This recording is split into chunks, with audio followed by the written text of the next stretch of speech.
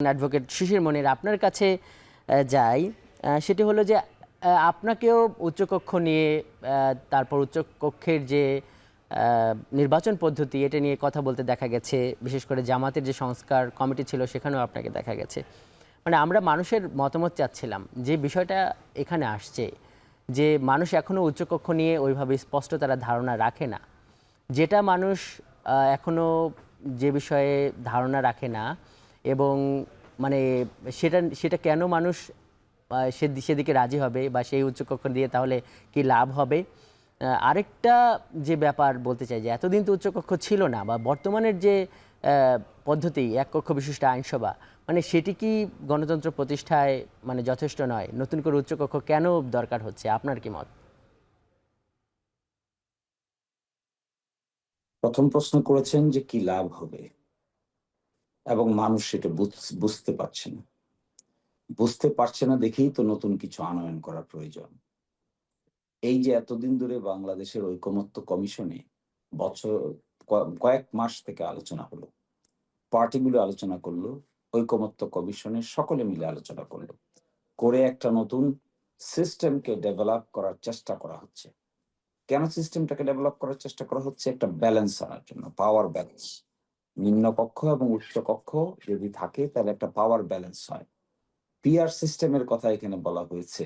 যদি পিআর সিস্টেমে সকল পার্টিগুলো থেকে ভোটের অনুপাতে উচ্চকক্ষের সদস্য নির্ধারণ করা হয়, তাহলে নিম্নকক্ষে যে কাজগুলো করবে সেগুলো যখন উচ্চকক্ষে অ্যাপ্রুভালের জন্য যাবে, যেমন ধরেন সংবিধান সংশোধন করতে হবে, তো সংবিধান সংশোধন করতে গেলে উচ্চকক্ষের অ্যাপ্রুভাল লাগবে।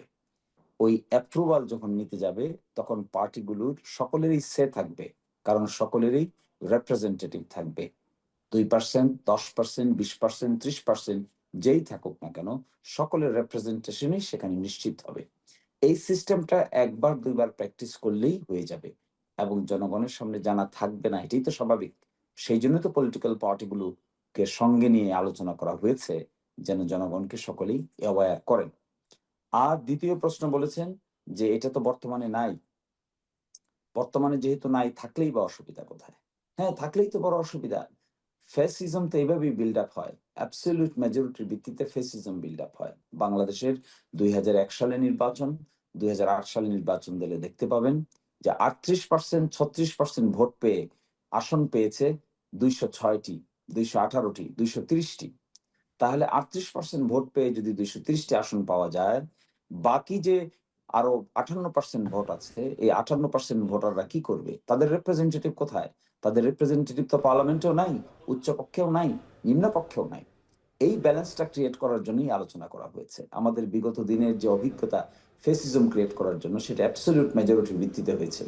এই বাজে অভিজ্ঞতা থেকে বের হয়ে আসার জন্য কিন্তু জনগণের কিন্তু পার্টিসিপেশন। কিন্তু শিশির ভাই, এই যুক্তিগুলো তো বিভিন্ন সময় আসছে, কিন্তু কিছু তো প্রশ্নও আসছে যে উচ্চকক্ষের সদস্যরা সরাসরি নির্বাচিত হবে না, যেই কারণে ভোটারদের প্রতি সরাসরি নির্বাচিত যে সমস্ত সদস্য হবেন তাদের মতো দায় থাকবে না।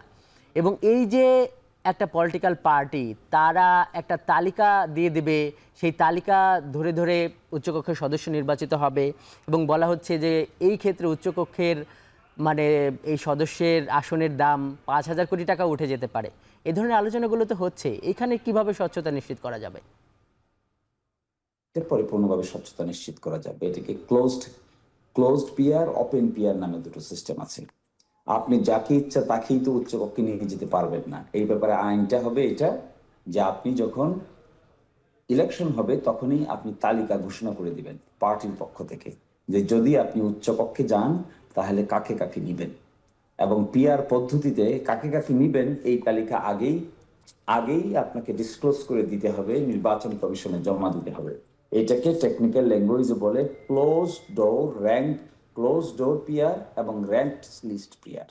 এই র্যাঙ্কড লিস্ট পিআর এর অধীন আপনি যদি উচ্চকক্ষে হঠাৎ করে কাউকে নিতে পারবেন না, তো আপনাকে তো আগেই ইলেকশন কমিশনকে তালিকা দিতে হবে যে আমি অমুক অমুক অমুক অমুককে উচ্চকক্ষে নিতে চাই, ডিসক্লোজ করতে হবে। ডিসক্লোজ না করে আপনি অন্ধকারে রেখে কিছু করতে পারবেন না।